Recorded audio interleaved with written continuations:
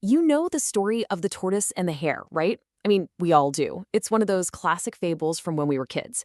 But what if I told you that the version everyone remembers, well, it's just the first chapter? Yeah, there's a whole lot more to it, a much bigger, way more interesting story. So let's dive in. And this is the line we all know by heart, right? Slow and steady wins the race. It's the takeaway, the big lesson that's been passed down for generations. The idea that just sticking with it, being persistent, will always beat raw talent. But is that the whole story? Well, not even close. Turns out, that famous moral, that's really just the lesson from round one. The story and the wisdom it's got for us goes way, way deeper.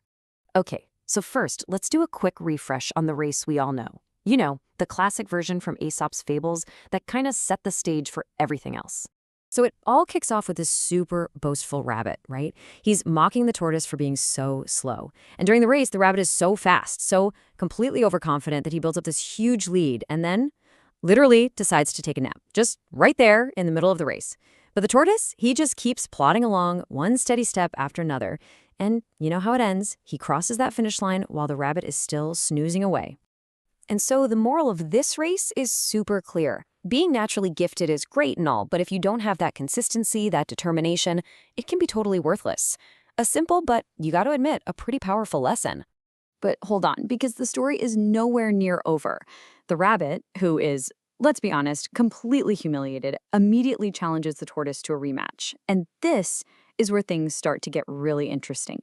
So in round two, the rabbit has definitely learned his lesson. No arrogance, no distractions, and absolutely no napping this time. He just runs, flat out from start to finish. And as you can probably guess, the outcome is, well, it's completely different. The rabbit just crushes it, winning by a massive margin.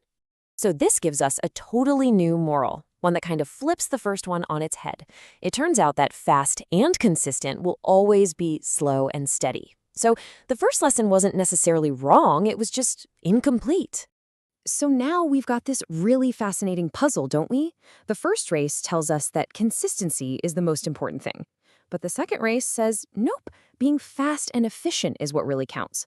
So which one is it? Which lesson is the right one? Well, the tortoise, he's not giving up. He agrees to a third race.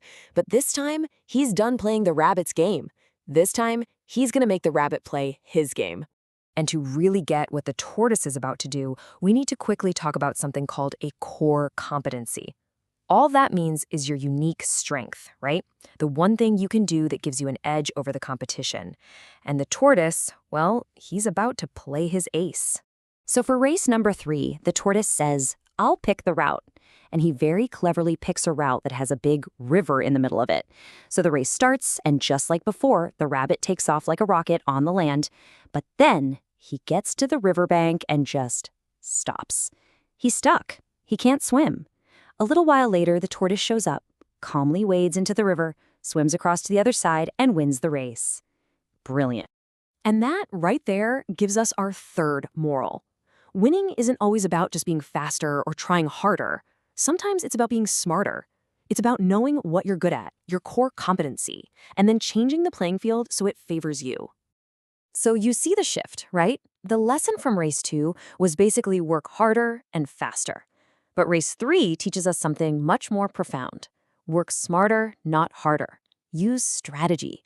Don't just compete in the race you're given, create the one you know you can win. Okay, so by this point, both the tortoise and the hare have learned a ton. They've developed a real respect for each other's unique strengths. And that brings them to the last race, the one that holds the most powerful lesson of all. Now, before we see what happens, there's one last idea to introduce: situational leadership. It's a pretty simple concept, actually. It just means that the best person to lead a team can change depending on the situation. The leader isn't always the same person, it's whoever is best suited for the specific task at hand. So for this final race, they decide to do something totally different. They decide to run it together, as a team. On the land sections, the rabbit, who's obviously the expert there, carries the tortoise on his back, and they just fly. But when they get to the river, they switch. The tortoise, our swimming expert, carries the rabbit on his back and swims them both across.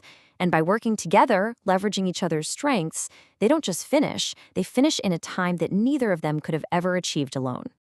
And that's the fourth and maybe the most important moral. It's all about teamwork. It's about situational leadership. When you combine different strengths and work together, you can unlock a level of potential that's just impossible to reach on your own. Okay, so what do we do with all this?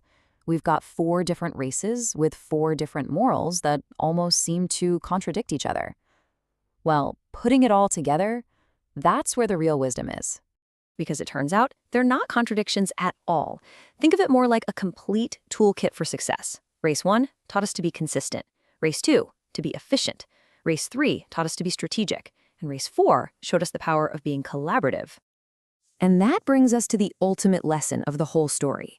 There is no one-size-fits-all answer, no single secret to success.